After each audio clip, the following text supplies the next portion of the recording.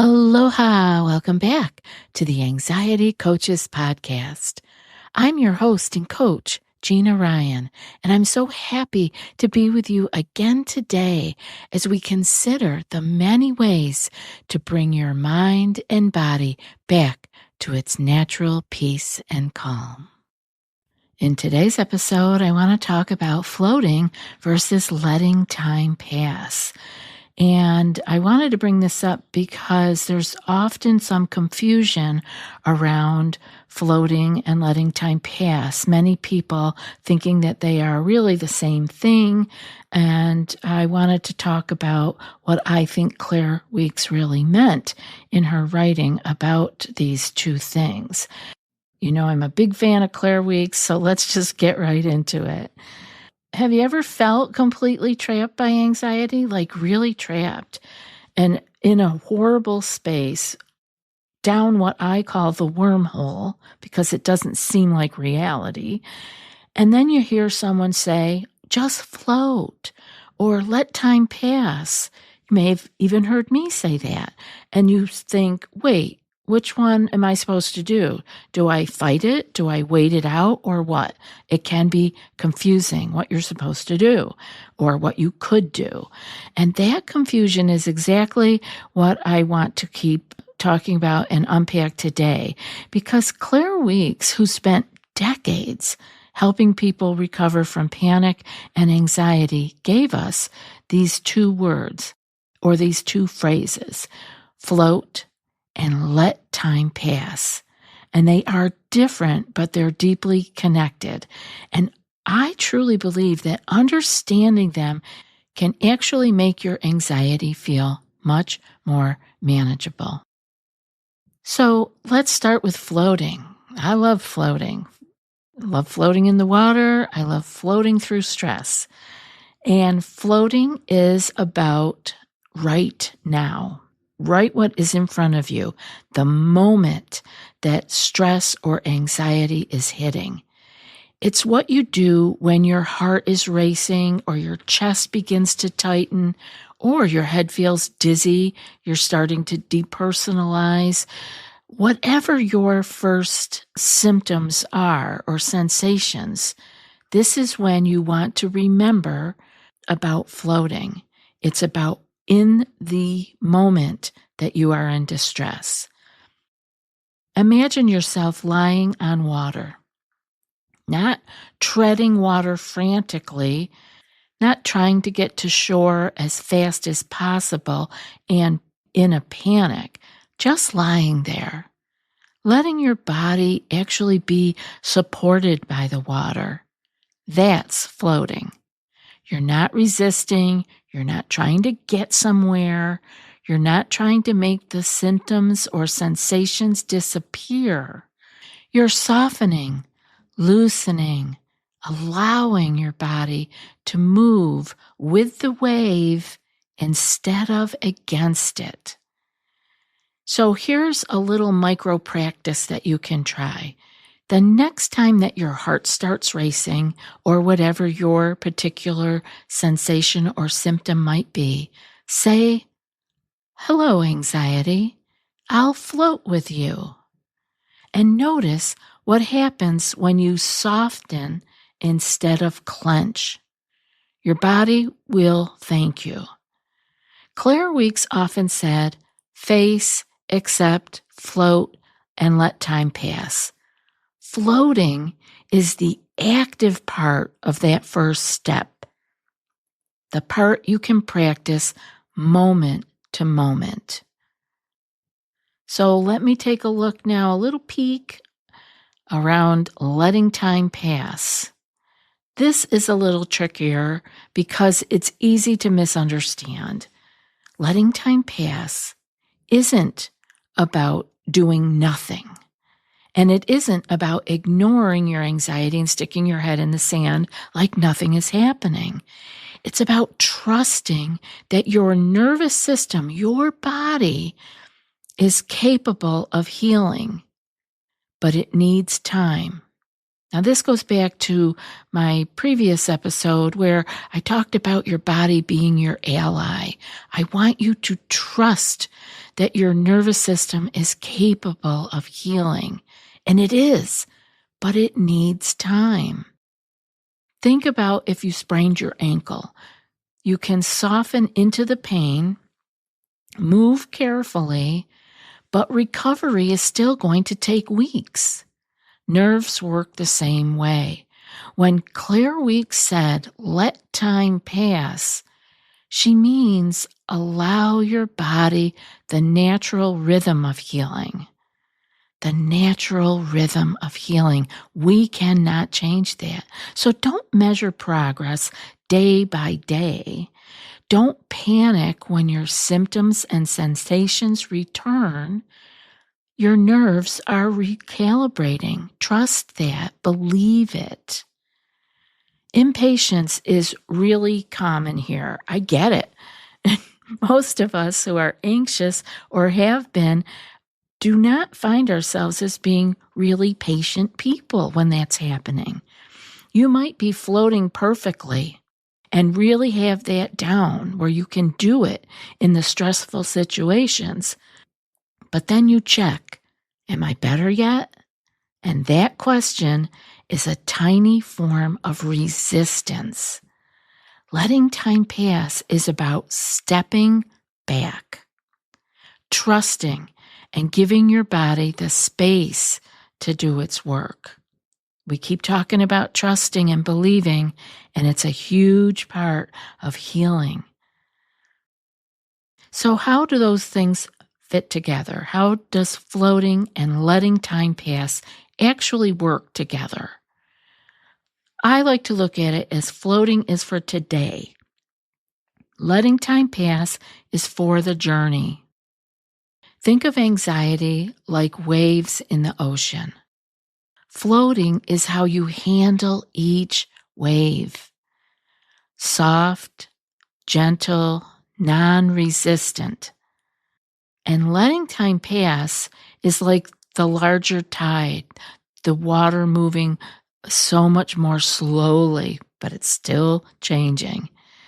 Practicing floating helps you to trust that time will pass without triggering panic or feeding your anxious fire.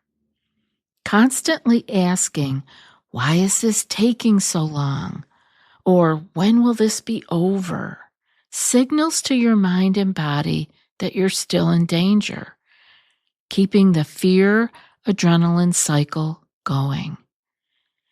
Instead, I want you to float through the immediate discomfort and let time pass, giving your nervous system a chance to calm without pressure for instant change. This is where we get caught up very easily. We want instant change. I get it. I have been there. Nothing you want more than to not feel panic, to not feel overwhelmed by stress. It feels like a trap. It feels like there's no way out. But there is, and we have to give our nervous system the chance to calm and to change and recalibrate without this pressure, this signal that, oh my God, we're still in trouble. We're still in danger for instant change. So I know that most of you already get this intellectually. We get so much of it in our heads. We understand it long before we have actually embodied it. So how do we actually float when my body feels like it's going to explode, right? How do we float with that stress and panic we are feeling? There are a few ways to get you started, and you know you've heard me say them before, but I'm going to say them again because repetition is how we get this driven into our psyche and translated and embodied into our body, which is our ally. First, soften your muscles. Once I learned this, it became my go-to. When I would feel something come up and I could feel the heart begin to beat at a higher rate, I would soften my muscles. on purpose, dramatically. I didn't care what I looked like. Yes, my shoulders actually went way down. You would notice it because mine were up around my ears. Soften your muscles. Let your shoulders drop. Breathe normally. Don't try to control it. This is not the time to begin a breathing practice or doing something that you learned. This is a time to just let it be normal. Now, normal can mean a longer, slower exhale. You might be already attuned to that, so let that be. I breathe that like that normally. So let that be. Don't try to over control it though, or think that you have to breathe in a particular way. You're going to also whisper to yourself, "This too shall pass." Some of you may want to pick that up as your mantra because it is true, because it always does pass. This too shall pass. And remember, floating isn't passive. It's an active choice. It's just a choice to not resist. It isn't passive. You're not sticking your head in the sand. And when impatience creeps in, remind yourself, my nerves heal at their own pace. I don't need to rush them. Now that's letting time pass. So let's look at it as floating being your day-to-day skill. And letting time pass is your mindset for the journey. Together, they're going to help you move through anxiety and high stress without adding the weight of fear about your recovery. I've noticed that constantly checking how long recovery is taking is often one of the very last anxious habits people let go of. Healing is a little elusive. We don't usually recognize the exact moment when panic or overwhelm stops ruling our lives. It just fades little by little. But if we keep checking, am I better yet? We keep ourselves caught in the cycle. That's why Claire Weeks reminded us, let time pass. Think about it this way. Maybe you've been practicing floating for weeks. You're handling the racing heart or the dizziness better than you used to. But then your mind pops up with that question, but am I better yet? When is this really going to end? At first, you might be checking every day, then maybe every week. And here's the tricky part. Recovery doesn't usually announce itself. There isn't a big banner that says, "Congratulations, you're done healing." Instead, what happens is that panic simply stops showing up with the same force. The same sharp edges begin to wear down little by little until one day you realize you've gone weeks without a major setback. But if you keep checking and asking, am I better yet? You send a little signal of danger to your body that keeps the fear adrenaline cycle spinning. It's like poking a wound to see if it hurts. Of course it flares up. So the real practice is this: floating through the symptoms when they come. And when your mind wants to demand progress, gently remind yourself, my nerves are healing in their own time. My job, my only job, is to let time pass. And if you can do that, recovery will sneak up on you in the gentlest way. I like to think about it in this way. It's kind of like waiting for spring to come after this long, snowy winter. You don't wake up one morning to a flashing sign that says, spring is here. It happens slowly, almost invisibly. a bud on a tree, a little more light each day. And then one morning, you look around and you realize the whole world has changed. Recovery works the same way. It sneaks up on you, but only if you stop checking and give it space. So the real practice is this: float through the symptoms when they come. And when your mind demands progress, gently remind yourself, my nerves are healing in their own time. My only job is to let time pass.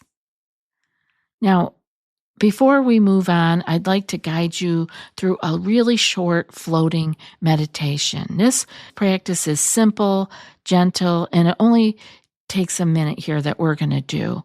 But if you're driving or something needs your full attention, you might want to pause here and come back when you can sit or lie down comfortably. So wherever you are, take a moment to sit comfortably and let your shoulders soften, let your jaw unclench, and allow your breath to be easy and natural. And now imagine yourself lying on calm, warm water. The water holds you completely. You don't have to do anything to stay afloat. Notice how the body feels when you release the urge to fight or control. When a thought or sensation comes, picture it as a small ripple on the water's surface. You don't chase it, you don't push it away. You simply float and let the ripple pass. For just this moment, there is nothing to fix, nothing to force. You are supported, you are floating, and you can return to this image anytime you need calm. I hope you find that helpful.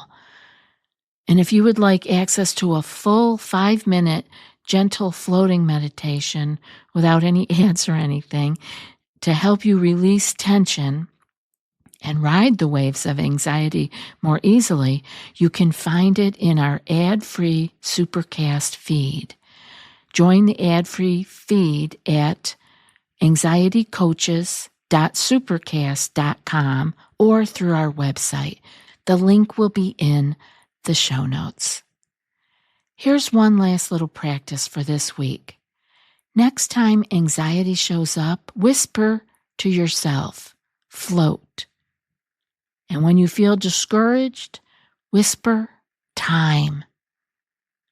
Do this and notice how much lighter your nervous system feels over days and weeks.